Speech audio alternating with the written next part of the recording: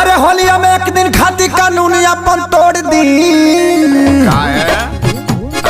पियला बड़ा सोया हाय राई राई राई राई राई दरोगा जी।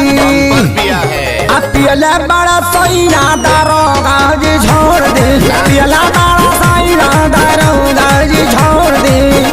ए हा ए हा ए हा ए हा।